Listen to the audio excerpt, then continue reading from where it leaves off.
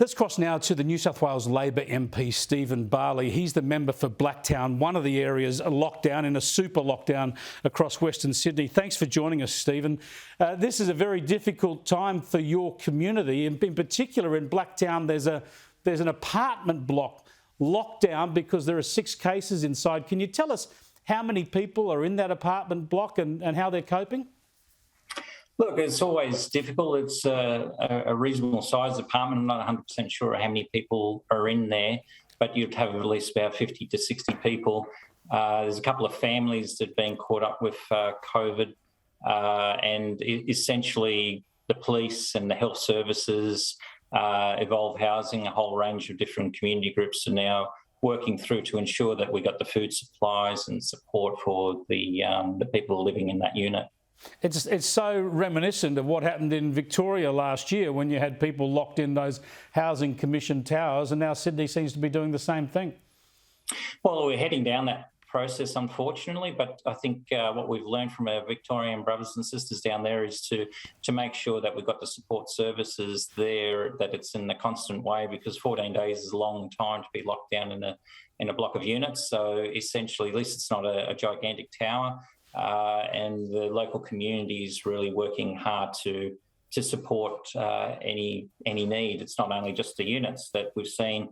In the first 2-3 weeks of COVID, unfortunately, there was, or fortunately for us, it was only like 1 case and only a couple of sites. But as COVID has expanded across Fairfield and now into Blacktown, we've got now literally cases numbering into the hundreds and a lot of extra sites. So we just got to be careful. It's a very large local government area of 400,000 people, 182 different languages. But essentially, we just got to make sure we keep on top and get the messaging out, and we all work together.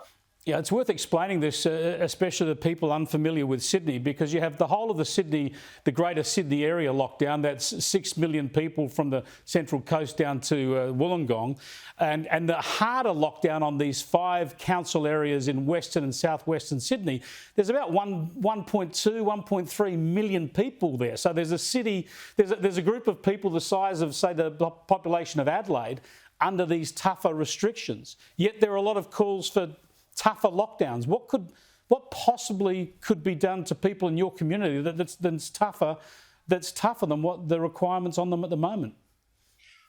Look, I think once this is all over, we can go into the debates as far as whether we were hard enough to start with. As this COVID expands across the Sydney basin, I think that the lockdowns now are reasonably hard, especially for our local community, and we've got to make sure that we all work together in dealing with what the health orders are. But I think what we need to do is make sure that we've got the services and support services, whether it's mental health, domestic violence support services. We've got to make sure that we're supporting the people to have the food delivered there. So it's really important that we get our act together right now to ensure that everyone is supported as we go through this process.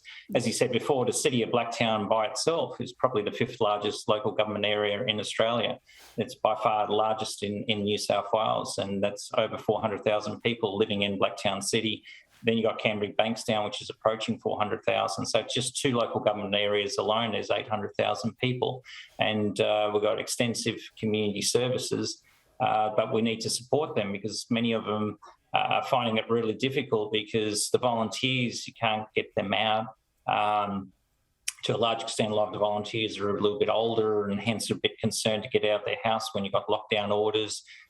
When you're providing food hampers and providing all sorts of services, you got to make sure that people are tested. And we've got this regime now that if you go get tested for whatever reason, you got to lock yourself away for 3 days, even if you're just doing a precautionary test, which you might not have any symptoms, but then you're out of the action for 3 days. So we've got to fine-tune some of these rules where you can be tested and stay supporting the local community.